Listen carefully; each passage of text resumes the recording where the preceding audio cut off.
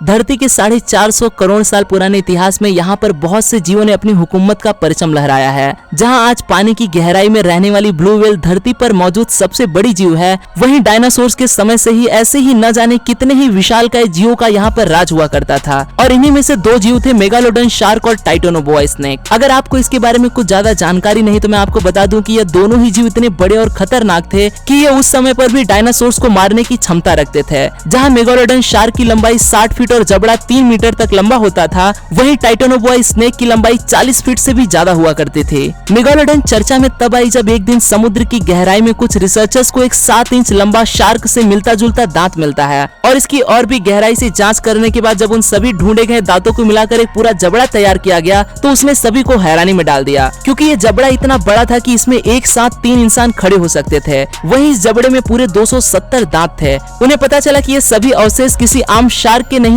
बल्कि धरती पर मौजूद सबसे बड़े शार्क मेगालोडन के थे। ऐसे ही 2009 में वैज्ञानिक तब दंग रह जाते हैं जब उन्हें जमीन के नीचे खुदाई में एक 42 फीट लंबा सांप का फोसिल मिलता है। पहले तो वो इसे किसी मरे हुए एनाकोंडा के अवशेष समझ बैठते हैं, लेकिन उन्हें बाद में पता चलता है कि यह फोसिल तो टाइटोनोबोआ सांप के है, जिसकी बातें किस्सों और कहानियों में की जाती थी। और इन अवशेषों ने उन्हें यह मानने पर मजबूर कर दिया कि हमारी धरती पर किसी समय इतने बड़े सांप भी मौजूद हुआ करते थे। हालांकि दोनों एक दूसरे के समय पर इस धरती पर मौजूद नहीं थे, क्योंकि टाइटोनोबोआ सांप मेगालोडन शार्क के जन्म से पहले ही धरती से विलुप्त हो चुके थे। मतलब इन दोनों को ही कभी भी एक दूसरे का सामना करना नहीं पड़ा होगा। लेकिन फिर भी मन में एक सवाल आता है कि क्या होगा अगर ये दोनों दैत्याकार जीव एक ही समय पर धरती पर जीवित होते तो, और अगर ऐसे ही ये दोनों जीव आपस में भिड़ जाते तो उसमें किसकी जीत होती। तो चलिए हवा में बातें न करते हुए सीधा फैक्ट्स पर आते हैं। जैसा कि मैं पहले ही बता चुका हूँ कि मेगालोडन शार्क की लंबाई 60 फीट हुआ करती थी, जो कि आज के समय की सबसे बड़ी shark the great white shark से करीब 40 फीट ज्यादा है। इस बात से ही अंदाजा लगाया जा सकता है कि ये मछली कितनी बड़ी रही होगी। वहीं इसके जबड़े में मौजूद 270 दांत 4 इंच से लेकर 7 इंच तक लंबे हुआ करते थे।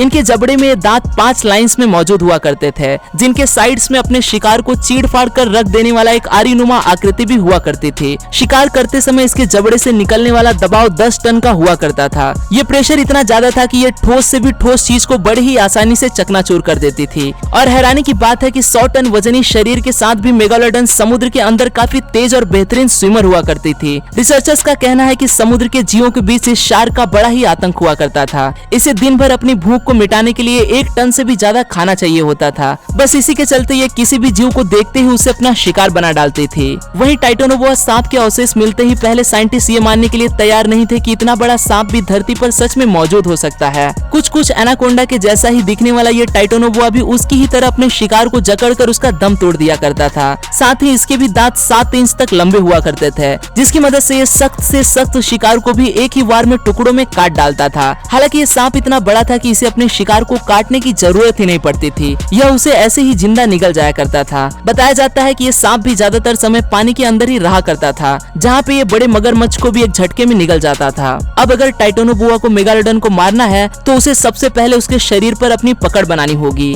जिसके लिए पहले तो उसे उसका पानी में काफी तेजी से पीछा करना होगा। हालांकि सांप भी काफी अच्छे स्विमर होते हैं, लेकिन शार्क से बेहतर नहीं। मतलब इसे उसे पकड़ पाने में काफी मुश्किल का सामना करना पड़ता, और अगर ये किसी भी तरह उस तक पहुंच भी जाता तो सबसे बड़ी चुनौती है इतनी बड़ी शार्क को अपनी शरीर में जकड़ पाना, जो कि टाइटोनोबोआ का सबसे बड़ा हथियार था। लेकिन मेगालोडन के इस विशालकाय शरीर के सामने ये हथियार भी एकदम बेकार है, क्योंकि जहाँ टाइटोनोबोआ 42 फीट लंबा हुआ करता था, वहीं मेगालोडन का शरीर 60 फीट लंबा हुआ करता था, और साथ ही इसका वजन भी होता था करीब 60 टन। मतलब ऐसे में वो कभी भी इस शार्क को अपने चंगुल में फंसा ही नहीं पाता। अब जहाँ शार्क की लंबाई और वजन ही उसके सबसे ज्यादा काम आते, वहीं इस लड़ाई में टाइटोनोबोआ की लंबाई ही उसके लिए सबसे ज्यादा घातक साबित होती। अपनी लंबाई की वजह से वो मेगालोडन के चंगुल से बचकर भाग ही न पाता, और वो इस पर अपने इन मजबूत जबड़े में मौजूद इन लंबे नुकीले दांतों से 10 टन की फोर्स से हमला करती, जिससे कुछ सेकंड के अंदर ही इस सांप के कई टुकड़े हो जाते। जैसा कि आप जानते ही हैं कि मेगालोडन को एक दिन में 1 टन से भी ज्यादा खाने की आवश्यकता होती थी।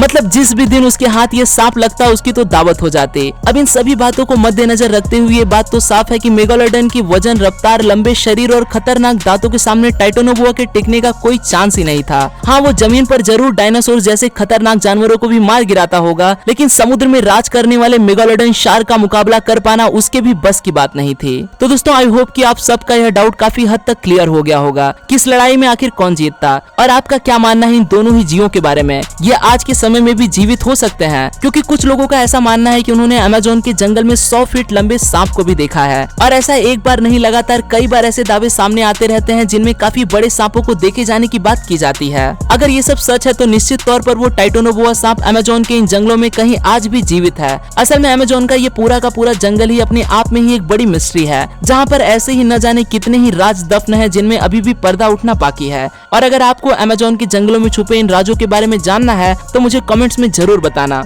मैं कोशिश करूंगा उस पर एक डिटेल्ड वीडियो बनाने की। तब तक के लिए इस वीडियो को लाइक करें, शेयर करें और दुनिया भर की अमेजिंग चीजों को ऐसे ही एक्सप्लोर करते रहने के लिए बने रहे यूनिवर्स एडवेंचर फैमिली का हिस्सा।